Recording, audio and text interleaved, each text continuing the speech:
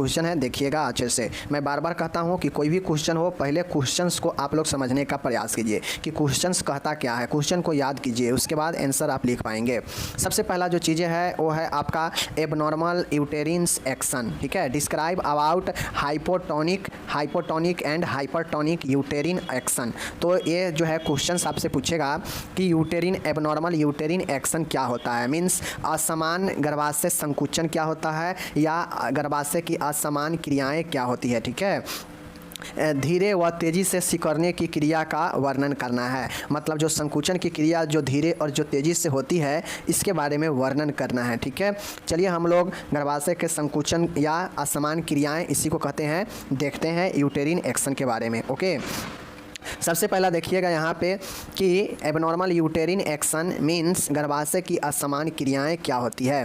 सामान्यतः प्रसव प्रक्रिया के समय गर्भाशय में संकुचन कंट्रैक्शन होते हैं, ठीक है, जो एक समान रहते हैं, परंतु कुछ परिस्थिति में ये संकुचन असमान हो जाते हैं, ठीक है। देखिए यहाँ पे कह रहा है कि जब डिलीवरी जब प्रसव की प्रक्रिया होती है ऑब्स्ट्रक्ट की, तो उस समय जो यूट्रस का कंट्रैक्शन होता है वह कंट्रैक्शन जो है समान होता है, समान रहता है, ठीक है। किस समय? प्रसव प्रक्रिया के समय गर्भाशय का संकुचन समान होता है, परंतु कुछ ऐसे परिस्थिति होते हैं जहां पर ये जो संकुचन समान होता है यह समान नहीं होकर कुछ ऐसे परिस्थिति होते हैं जहां पे असमान होते हैं, ठीक है। अब किन किन परिस्थिति में यह असमान होता है संकुचन, चीज़ों को देखिए। जैसे एक समान अंतराल पर नहीं होना, मतलब इसका मतलब क्या हुआ, एग्जाम्पल में देखिए संकुचन का समान कब नहीं होगा, तो जब एक समय अंतराल पर यह संकुचन नहीं होगा मतलब असमान है। कभी तीव्र होगा, कभी धीरे धीरे संकुचन होगा। संकुचन मतलब समझ रहे हैं ना, कंट्रैक्शन मतलब सिकुड़न, तो ये सिकुड़न जो है एक समय अंतराल पर नहीं होगा, या कभी तेज़ी से सिकुड़न होगा, कभी धीरे धीरे होगा, जिससे प्रसव प्रक्रिया में बाधा पड़ती है। इसी को असमान गर्भाशय क्रियाएँ या असमान संकुचन कहते हैं। सीधा समझिए कि असमान का मतलब होता है कि कभी धीरे धीरे और कभी तेज़ी के साथ जो है यह जो गर्भाशय है उसका संकुचन होना ही जो है असमान गर्भाशय क्रियाएं कहलाते हैं, ठीक है। अब ये होता कब है, तो कभी कभी समय अंतराल जो है बहुत जो है समान नहीं होते हैं, कभी कभी तीव्र होते हैं, कभी कभी धीरा होता है, मतलब बिल्कुल जो कंट्रैक्शन होता है यूट्रस का वह जो है एबनॉर्मल हो जाता है, असमान होता है। और समान का मतलब क्या है कि कभी संकुचन धीरे धीरे होगा, कभी यूट्रस का संकुचन तेज़ी के साथ होगा, और कभी जो है बिना कोई समय अंतराल के कोई ठीक नहीं रहेगा कि कब होगा कब नहीं होगा। जबकि प्रसव प्रक्रिया के दौरान एक समान यह होना चाहिए, वैसे एक समान नहीं होता है, और नहीं में क्या क्या होता है, तो ये सारी चीज़ें होता है। तो इसीलिए हम इसको असमान गर्भाशय क्रियाएं या असमान गर्भाशय संकुचन कहते हैं। समझ गए चीज़ को। चलिए ये हो गया। अब हम लोग इसका कारण देखते हैं, कॉज देखते हैं। कॉज क्या है देख लीजिए। कॉज का मतलब होता है कि अधिक आयु में प्रथम बार की गर्भावस्था, ठीक है। अगर कोई फीमेल है अधिक आयु का है और प्रथम बार अगर वह प्रेगनेंसी में है तो यह कारण बनता है कि उसका संकुचन प्रसव क्रिया में असमान हो, ठीक है। बहु प्रसव मतलब मल्टी ग्रेविडा, मतलब एक से अधिक प्रसव हुआ हो, ठीक है। अवधि के पहले प्रसव क्रिया प्रारंभ होना, मतलब जो समय है उससे पहले ही जो है डिलीवरी का प्रक्रिया जो है शुरू हो जाना। भय व चिंता सताना, श्रोणि का संकरा होना, मतलब कॉन्ट्रैक्टेड पेल्विस, ठीक है, संकरा होना। कुस्थित माल पोजीशन अथवा कुप्रस्तुति माल प्रेजेंटेशन, मतलब जो कुस्थिति जो पोजीशन होगा वह जो है अलग होगा, या जो है माल प्रेजेंटेशन मतलब कुप्रस्तुति होगा। ओके, उसके बाद है यूट्रस की कोई भी विकृति अथवा विकार होना। ये सब जो है कारण बनते हैं एबनॉर्मल एक्शन का यूट्रस का, ठीक है। तो अगर आपसे पूछेगा इसके कारण पूछेंगे कि बताइए किन किन कारण से जो है जो कंट्रैक्शन है वो एबनॉर्मल होता है, यानी एक्शन एबनॉर्मल होता है यूट्रस का। तो अधिक आयु में प्रेगनेंसी होना, ठीक है। बहु प्रसव मतलब मल्टी ग्रेविडा, अवधि से पहले प्रसव क्रिया मतलब समय से पहले ही जो है प्रसव की प्रक्रिया प्रारंभ हो जाना, मतलब बच्चे के जन्म देने की जो प्रक्रिया है समय से पहले ही जो है शुरू हो जाना, प्रीमेच्योरिटी। भय जो वह चिंता भी इसका कारण बन सकता है। जो पेल्विक है इसमें कॉन्ट्रैक्टेड यानी संकरा होना, कुस्थिति और कुप्रस्तुति इसका कारण हो सकता है, और यूट्रस की कोई विकृति यानी क्षति होना इसका कारण हो सकता है। तो कारण बता दिए हमने। अब इसका प्रकार देख लीजिए, प्रकार क्या क्या होता है, कौन कौन से प्रकार होते हैं, ठीक है। तो अभी ऊपर आप लोग देखे हैं कि हम लोग से दो प्रकार पूछा है, एक हाइपोनोटिक का और एक पूछा है हाइपरनोटिक का। एक हाइपो मतलब कम धीरे धीरे, ठीक है, और एक होता है हाइपर मतलब तेज़ी से यानी अत्यधिक, ठीक है ना। तो ये जो हाइपोनोटिक का मतलब है कि इसमें जो चीज़ें होगा, जो सिकुड़न होगा वह जो है धीरे धीरे होगा, वह अल्प समय के लिए होगा, ठीक है तो दोनों असमान ही। समान कब होता है? जब एक नॉर्मल रेंज में होता, न तेज़ी से और न कम, ठीक है, संकुचन, तो ये जो है समान हो जाता है। लेकिन असमान कब होता है? असमान तब होता है जब या तो अचानक से बहुत तेज़ी से होने लगे और कम समय के लिए, या फिर धीरे धीरे यह प्रक्रिया हो संकुचन का। समझ रहे हैं चीज़ को? तो पहला है धीरे धीरे वाला, यानी गर्भाशय अल्प संकुचन या अथवा गर्भाशय का धीरे धीरे सिकुड़ना, यह पहला है हाइपोनोटिक यूटेरिन एक्शन या यूटेरिन इनर्शिया। समझ गए चीज़ को? तो इस चीज़ को आप लोग देखिएगा, धीरे धीरे सिकुड़न गर्भाशय का। देखिए इसका मतलब क्या होता है। देखिए फीमेल को, स्त्री को जब दर्द धीरे धीरे तथा संकुचन थोड़े समय के लिए होते हैं, ठीक है, देखिए स्त्री को दर्द धीरे धीरे तथा संकुचन थोड़े समय के लिए होता है। यानी जब दर्द धीरे धीरे होता है तो जो कॉन्ट्रैक्शन, जो संकुचन होता है वह थोड़े समय के लिए होता है। ओके, दर्द के समय बेचैनी नहीं होती है। प्रसव की क्रिया माँ या शिशु को क्षति पहुँचाए बिना कई दिनों चलती है। मतलब जो प्रसव की क्रिया है यह कई दिनों तक चलती है बिना किसी क्षति को पहुँचाए हुए।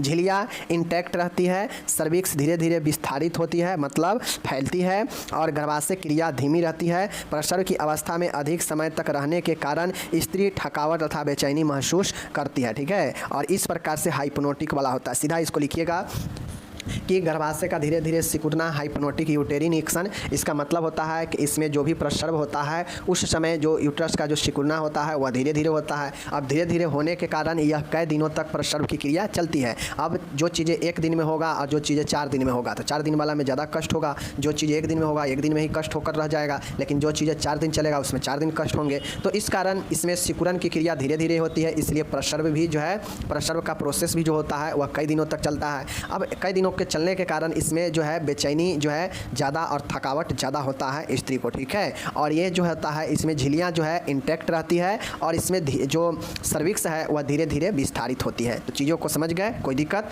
इसीलिए इसे जो है अल्प या गर्भाशय का धीरे सिकुड़ना हाइपोनोटिक यूटेरिन एक्शन कहा गया है। ओके, चलिए दूसरा देखिएगा, हाइपरनोटिक यूटेरिन एक्शन। हाइपरनोटिक यूटेरिन एक्शन का मतलब हो गया कि तीव्र यानी तेजी के साथ जो है गर्भाशय का संकुचन होगा। यह गर्भाशय की एक असमान स्थिति होती है। इसमें गर्भाशय तेजी से सिकुड़ता है, ठीक है।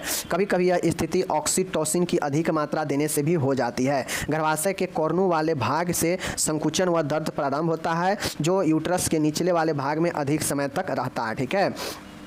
तीव्र दर्द, देखिए यहाँ पे आप लोग देखिएगा, तीव्र दर्द होने के बावजूद भी जो है यूट्रस का मुख धीरे धीरे खुलता है, झिल्लियाँ जल्दी फट जाती है, स्त्री को पीठ तथा मलाशय में दर्द होता है। साथियों एक चीज़ समझिएगा कि जो आपके ये हाइपरनोटिक यूटेरिन एक्शन है, मीन्स तीव्र गर्भाशय संकुचन है, इसका मतलब होता है कि संकुचन कहिए या क्रिया कहिए, क्रिया का मतलब तेज़ी से काम, ठीक है, संकुचन मतलब तेज़ी से सिकुड़ना, बात वही है, ठीक है। तो जो हाइपरनोटिक है इसमें जो यूट्रस है वह एक असमान स्थिति में होता है, और इसमें जो तेज़ी गर्भाशय होता है उसमें तेज़ी से सिकुड़न होता है, ठीक है। यह कभी कभी होता है कि ज़्यादा ऑक्सीटोसिन देने के कारण भी ये चीज़ें होने लगता है, जिसके कारण यूट्रस में जो है एक्शन जो है ज़्यादा हो जाता है और तेज़ी के साथ होने लगता है। अब ये चीज़ें तेज़ी से होता है, इसलिए इसमें तेज़ दर्द होता है। इसमें जो दर्द होता है यूट्रस के निचले वाले भाग में अधिक होता है, ठीक है। किसमें? हाइपरनोटिक यूटेरिन एक्शन। एक्शन मतलब संकुचन, मतलब तीव्र गर्भाशय संकुचन, मतलब इसमें तेजी के साथ गर्भाशय संकुचित होता है, सिकुड़ता है, और इसमें यूट्रस के निचले भाग में ज़्यादा दर्द रहता है, और यह तीव्र गति से दर्द होने के साथ में यह जो है यूट्रस धीरे धीरे खुलता है, ठीक है। यह कभी कभी ऑक्सीटोसिन की अधिक मात्रा देने से भी यह जो चीज़ें हैं गर्भाशय तेज़ी से सिकुड़ने लगता है, ठीक है, और झिल्लियाँ जल्दी फट जाती है, और जो फीमेल होता है उसका जो है पीठ और मलाशय रेक्टम में जो है पेन जो है होने लगता है, और यही जो है, और इसमें जो यूट्रस होता है उसका मुख जो होता है धीरे धीरे खुलता है। तो इस प्रकार से ही आपका हाइपरनोटिक यूटेरिन एक्शन था, यानी तीव्र गर्भाशय संकुचन था। अब हम लोग तीसरा पॉइंट देखेंगे, प्रसव दर्द में चुभन होना, कॉलिकी यूट्रस। आपका तीसरा जो है वो है आपके कॉलिकी यूट्रस। समझ रहे हैं ना? हम लोग जो देख रहे हैं यूटेरिन एक्शन जो देख रहे हैं, इसमें तीसरा जो प्रकार है यह है स्त्री दर्दों के कारण परेशानी हो जाती है, ठीक है, बेचैन रहती है, स्त्री का कोलोन तथा ब्लैडर फूल जाता है, झिल्लियाँ जल्दी फट जाती है, सर्विक्स का विस्फारण धीरे धीरे होता है। तीसरा जो टाइप्स है वो है कॉलिकी यूट्रस। कॉलिकी यूट्रस मतलब होता है कि प्रसव दर्द में चुभन होना, मतलब चुभन होता है कैसे, तो जो स्त्री है उसको दर्द होने के कारण परेशान हो जाती है, बेचैन रहती है, इसमें किसमें, कॉलिकी यूट्रस वाले में। और स्त्री का जो क्लोन होता है, जो ब्लेडर होता है वह फूल जाता है, और फूलने से जो मेम्ब्रेन्स होते हैं, झिल्लियाँ, वह फट जाती है जल्दी, और सर्विक्स का जो विस्फारण होता है यह धीरे धीरे होता है। तो ये चीज़ को समझिए, यही आपका कॉलिकी यूट्रस है। तो इस प्रकार से मैं आपको तीनों यूट्रस के बारे में पढ़ा दिया। एक था हाइपोनेटिक यूट्रस सेक्शन, एक था हाइपरनोटिक यूट्रस सेक्शन, एंड चौथा है कॉलिकी यूट्रस। चीज़ों को समझ गए। चलिए अब यहाँ पे हम लोग जो है देखेंगे ऑब्स्ट्रक्टिव शॉक। ऑब्स्ट्रक्टिव शॉक का मतलब क्या होता है, मीन्स प्रासूतिक सदमा। प्रासूतिक सदमा के मतलब क्या होता है, ऑब्स्ट्रेटिक शॉक, प्रस्तुति सदमा। देखिए वह सदमा जो गर्भवती स्त्री में सदमे के ज्ञात कारणों से उत्पन्न होता हो, वही जो है आपके ऑब्स्ट्रेटिक शॉक कहलाते हैं। तो ये जो है आपके कुछ पॉइंट है जिसको ध्यान में रखना पड़ेगा। मतलब ऑब्स्ट्रेटिक शॉक क्या होता है, ठीक है, प्रास्तुतिक सदमा। तो प्रासूतिक सदमा जो होता है वह शॉक होता है, वह सदमा होता है जो एक प्रेगनेंसी फीमेल को जो है सदमे के ज्ञात कारणों से उत्पन्न न हो, वही जो है आपके ऑब्स्ट्रेटिक जो है शॉक कहलाते हैं। ठीक है, देखिए ऑब्स्ट्रेटिक शॉक वह शॉक होता है जो एक गर्भवती स्त्री में वैसा शॉक होता है जिसका कोई जो है पहले से जो शॉक हम लोग जानते हैं उसके कारण उत्पन्न नहीं होता। जैसे सेप्टिक शॉक होता है, ठीक है, आपके सेप्टिक शॉक, एनाफाइलेटिक शॉक होता है, उसी प्रकार से जो है बहुत सारे हाइपोवोलेमिक शॉक होता है, कार्डियोजेनिक शॉक होता है। तो ये सब ज्ञात शॉक है। तो यहाँ पे ये कह रहा है कि प्रस्तुतिक सदमा एक ऐसा सदमा है जो किसी ज्ञात सदमे के कारण न होता हो, मतलब जो पहले से ज्ञात सदमा है जो अभी मैंने नाम बताया उन सब के कारण यह सदमा नहीं होता है। ठीक है, यह प्रस्तुति के दौरान जो है सदमा लगता है। ठीक है, इसी को हम लोग प्रास्तुतिक सदमा कहते हैं। यह ज्ञात होने वाला या जो पहले से ज्ञात है उस कारण से यह शॉक उत्पन्न नहीं हो, उसी को प्रास्तुतिक सदमा कहते हैं। ठीक है, चलिए अब कारण देख लीजिए कि किन किन कारणों से प्रास्तुतिक सदमा लगता है, ऑब्स्ट्रेटिक शॉक। कारण देख लीजिए, तो देखिए यह प्रेगनेंसी के कारण हो सकता है, या फिर प्यूरल सेप्सिस प्रास्तुतिक पुतिता के कारण हो सकता है, मीन्स प्रस्तुति में कोई संक्रमण होने के कारण ये चीज़ हो सकता है। पीपीएच या एपीएच, समझ रहे हैं ना, पोस्ट पार्टम हेमरेज या एंटीनेंटल पार्टम हेमरेज, ये चीज़ें समझ गए। प्रसव के समय असहन पीड़ा, अंत गर्भाशय गर्भ मृत्यु, मतलब इंट्रा यूटेरिन फीटल डेथ, मतलब यूटरस के अंदर ही फीटल का डेथ हो जाना, ये सब जो है आपके उसके बाद एक्लेम्पसिया एंड प्री एक्लेम्पसिया, ये सब जो है कारण बनते हैं आपके क्या चीज़ होने का, तो ऑब्स्ट्रेटिक शॉक लगने का। अगर किसी को पोस्टपार्टम या एंटीनेंटल पोस्ट हेमरेज होता है तो इस कारण शॉक लगता है, ये वाला प्रास्तुतिक पुतिता होता है, प्यूरल सेप्सिस होता है, इस कारण से ये चीज़ें होगा। या प्रेगनेंसी ये भी कारण बन सकता है, या प्रसव के समय असहन वाला पीड़ा हो तो इस कारण से भी हो सकता है, या फिर अंतःगर्भा मतलब गर्भाशय के अंदर ही बच्चे भ्रूण का मृत्यु हो जाना भी कारण बन सकता है। एक्लेम्पसिया प्री एक्लेम्पसिया, और ये दोनों मैं आपको बता चुका हूँ कि एक्लेम्पसिया प्री एक्लेम्पसिया क्या होता है, तो इसके कारण भी जो है शॉक सदमा लगता है। ठीक है, उसी को प्रस्तुति का जो है हम लोग सदमा कहते हैं। अब इसमें फीचर क्या दिखते हैं, लक्षण क्या दिखते हैं इस सदमा लगने के बाद, चलिए लक्षण देख लीजिए। तो अचानक से रक्तचाप कम हो जाएगा, ठीक है, ठंडी व चिकनी त्वचा हो जाएगा, चक्कर आना हो जाएगा, त्वचा पीली हो जाएगा, और अत्यधिक हेमरेज यानी रक्तस्राव हो जाएगा। तो इस प्रकार से, और प्री एक्लेम्पसिया और तेजी नाड़ी दर जो है तेज हो जाएगा। मतलब जिस प्रकार से एक नॉर्मल जो सदमा लगता है पेशेंट का, शॉक लगता है, तो उसी तरीका से उसमें जो लक्षण होगा वो सारे लक्षण जो है आपके यहाँ भी हो जाएगा। चीज़ों को समझ गए। चलिए अब पीली त्वचा क्यों हो जाएगा, क्योंकि बहुत ज़्यादा हेमरेज रक्तस्राव होने से तो त्वचा पीली होगा ही ना होगा, तो वही चीज़ें हैं। ठीक है, कमजोरी होगा, चक्कर आएगा ही आएगा, ठीक है, त्वचा ठंडी और चिकनी हो ही जाएगा, रक्तचाप निम्न हो ही जाएगा बहुत सारा ब्लड निकलने से। तो इस कंडीशन में जो है क्या होता है, यही आपका फीचर सब है, क्लिनिकल फीचर। नाड़ी दर तेज हो ही जाएगा, प्री एक्लेम्पसिया हो जाएगा। ठीक है, तो ये सब लक्षण होते हैं आपके क्या चीज़ का, ऑब्स्ट्रेटिक शॉक का। ओके, अब यहाँ पे हम इसको मैनेजमेंट प्रबंध कैसे करेंगे, तो चलिए देख लीजिए। निम्न रक्तचाप को स्थिर कर समान बनाए रखें। अगर किसी को लक्षण ये दिखता है शॉक में कि इसमें जो है ब्लड प्रेशर कम गया है, तो उसको नॉर्मल बनाए रखेंगे, ठीक है, स्थिर रखेंगे। और जो भी प्रेगनेंसी हो उसको बिस्तर पर सीधा लिटाना चाहिए, गर्भवती महिला को बिस्तर बेड पर सीधा लिटाना चाहिए। समान प्रसव संभव न हो तो सिजरियन सेक्शन करना चाहिए, मतलब अगर नॉर्मल डिलीवरी संभव न हो तो उसमें चीरा लगा के सर्जरी जो होता है वह जो है करना चाहिए। ओके, नेक्स्ट यहाँ पे देखिएगा, आवश्यकता अनुसार ऑक्सीजन की पर्याप्त मात्रा देनी चाहिए। उसके बाद है देखिएगा यहाँ पे उसके बाद है प्रसव पूर्व, यानी आप लोग समझ लीजिए प्रसव पूर्व जो है पर्याप्त देखभाल करनी चाहिए, ठीक है। उसके बाद जो है उसी चीज़ को यहाँ पे लाइन को दोहरा दिया गया है, ठीक है। और बाकी ये जो चीज़ें हैं पूर्व में देखभाल करेंगे और बाद में भी देखभाल करेंगे, संपूर्ण आहार बनाए रखेंगे, ठीक है। तो ये सब जो है आपको एनीमिया होने पर ब्लड ट्रांसफ्यूजन भी करेंगे, क्योंकि ऊपर में देखे हैं कि काफ़ी ज़्यादा रक्तस्राव भी इसमें हो सकता है। तो ये सब कारण आपके प्रबंध में कर सकते हैं। चीज़ों को समझ गए, कोई दिक्कत? तो अगर आपसे क्वेश्चन कोई पूछ दे कि बताइए कि प्रस्तुतिक सदमा ऑब्स्टेट्रिक शौक क्या होता है, तो बता दीजिएगा ना कि एक ऐसा शौक जो पहले से जो ज्ञात शौक है उसके कारणों से उत्पन्न न हो, उसी को हम लोग प्रस्तुति का शौक कहते हैं। इसके तब कारण क्या हो सकते हैं?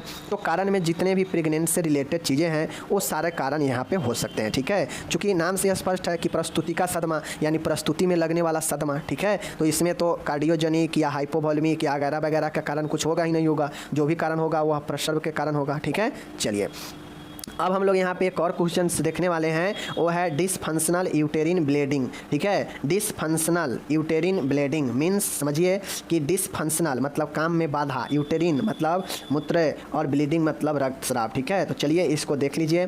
डिसफंक्शनल यूटेरिन ब्लीडिंग को असमान यूटेरिन ब्लीडिंग, एबनॉर्मल यूटेरिन ब्लीडिंग भी कहते हैं, ठीक है। इसमें जो यूट्रस होता है उससे अनियमित समय पर अथवा कम अथवा अधिक रक्तस्राव होता है। इसमें जो मेंस्ट्रुएशन होता है वह आपके नियमित अंतराल के बाद भी जो है रक्तस्राव यानी जो हेमरेज होता है वह होते रहता है। मतलब यहाँ पे क्या कहा गया है कि डिसफंक्शनल यूटेरिन जो है ब्लीडिंग, ठीक है, मतलब एक ऐसा फंक्शन जहाँ पे डिसफंक्शन हो जाता है, ठीक है, किसमें? यूटेरिन ब्लीडिंग में, ठीक है। देख लीजिए, तो डिसफंक्शनल यूटेरिन ब्लीडिंग को असमान यूटेरिन ब्लीडिंग भी कहते हैं। वही चीज़ें हैं, असमान डिसफंक्शन हो जाएगा मतलब कार्य में बाधा हो जाएगा, मतलब असमान हो जाएगा, तो इसे असमान यूटेरिन ब्लीडिंग भी कहते हैं। इसमें जो यूट्रस जो गर्भाशय होता है उससे अनियमित समय पर कम अथवा अधिक रक्तस्राव होता है। मतलब जो यूट्रस होता है उससे कोई लिमिट नहीं रहता है, उसका कार्य में बाधा आ जाता है, अनियमितता हो जाता है, जिससे किसी भी समय अनियमित समय कम या अधिक मात्रा में जो है ये रक्तस्राव होते हैं, ओके।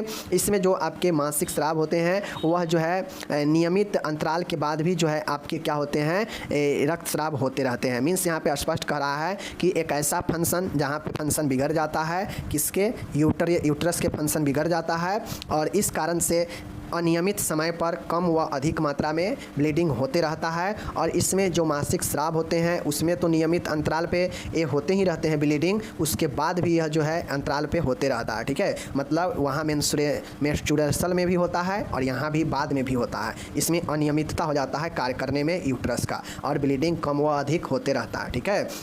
तो इसीलिए इसे हम लोग डिसफंक्शनल यूटेरिन ब्लीडिंग कहते हैं, ओके। चलिए यहाँ पे इंग्लिश दिया गया है, समझ लीजिए। इसका लक्षण क्या होता है, क्या लक्षण होते हैं अगर जो यूट्रस है उसको जो है अगर डिसफंक्शन हो गया काम करने में और ब्लीडिंग कम व अधिक होता है एक लगातार अंतराल पे, तो उसका क्या लक्षण दिख सकता है, सिम्टम्स? चलिए देखते हैं। सबसे पहले बात है, देखिएगा, यौन संबंधों के बाद ये जो चीज़ें हैं ये कब होने लगेगा? तो लक्षण देखते हैं कि जैसे ही आप जो है रिलेशन होगा, रिलेशन के तुरंत बाद जो है ये चीज़ें होने लगेगा, मतलब ब्लीडिंग होने लगेगा। मेनोपॉज के बाद, अब मेनोपॉज आप लोग समझते हैं कि मेनोपॉज कब होता है, तो उसके बाद ये चीज़ें होने लगेगा। अधिक मात्रा में रक्तस्राव भी इसका लक्षण बन सकता है, ओके। उसके बाद देखिएगा स्पॉटिंग और ब्लीडिंग बिटवीन पीरियड्स, मतलब जो माहवारी के बीच में जो होता है उस बीच में भी जो है ये ब्लीडिंग हो सकता है, ठीक है। ऐसा नहीं है कि उसमें जो है रुक जाएगा, ओके। और अधिक दिनों तक जो है ये चीज़ें चलेगा माहवारी, ठीक है, long day, bleeding for long day तक चलेगा। मतलब ये सब कुछ लक्षण दिखते हैं जहाँ पे सिर्फ और सिर्फ जो है ब्लीडिंग का ही बात है, समझ गए। चाहे वो आपके रिलेशन के बाद हो या मोनोपेज के बाद हो या फिर जो है अत्यधिक मात्रा में ब्लीडिंग ही हो या फिर महामारी के बीच में ही ये चीज़ें होने लगे या महामारी कई दिनों तक खींच सकता है ये ब्लीडिंग होने से। चूँकि इसमें जो यूट्रिन है वह यूट्रिन में असमान काम हो गया है, फंक्शनल गड़बड़ा गया है, जिसके कारण कोई जो है अंतराल नहीं है कि हाँ इतने अंतराल पर होगा और यह ब्लीडिंग बिना किसी समय, बिना किसी चीज़ों को देखे हुए, बिना किसी अंतराल पर जो है आपके होते रहता है, ठीक है। तो इसीलिए इससे जो है डिसफंक्शनल यूट्रिन ब्लीडिंग कहा गया, ओके। अब कारण क्या हो सकता है, चीज़ों को देख लीजिए। कारण में हो सकता है असंतुलित हार्मोन, मतलब जो हार्मोनल होता है फीमेल में उसमें इम्बैलेंस हो जाए। यूटेरिन फिब्रॉइड, जो यूटेरिन फिब्रॉइड है वो हो सकता है। ओवरी, गर्भाशय, सर्विक्स, कैंसर, ये सब का कैंसर भी इसका कारण हो सकता है कि रेगुलर जो है आपके ब्लीडिंग, रक्तस्राव होता रहे।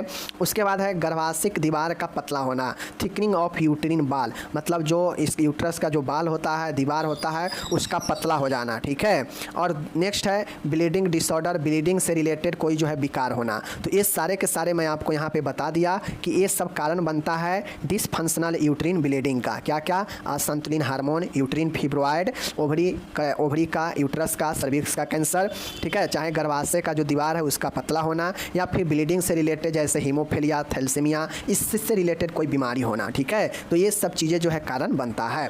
तो आपको मैं कारण बता दिया, लक्षण बता दिया, और ये आपके डिसफंक्शनल यूट्रिन ब्लीडिंग होता क्या है ये बता दिए। ओके, चलिए मिलेंगे अगले वीडियो में। कोई अगर क्यूरीज हो तो आप लोग मैसेज कीजिएगा, मैं बता दूंगा। बाकी इंग्लिश वाले के लिए यहाँ पे इंग्लिश सबका इसी के साथ में दे दिया गया था, और ऊपर वाले प्रश्न का जो है एबनॉर्मल यूट्रिन एक्शन का इंग्लिश यहाँ पे दिए गए हैं। तो इंग्लिश वाले इंग्लिश में देख लीजिए, और हिंदी वाले अपना हिंदी में देख लीजिएगा। हिंदी वाले के लिए तो सभी जगह मान्य है। ओके, बाकी चलिए मिलेंगे किसी और वीडियो के साथ, तब तक आप अपना ख्याल रखिए।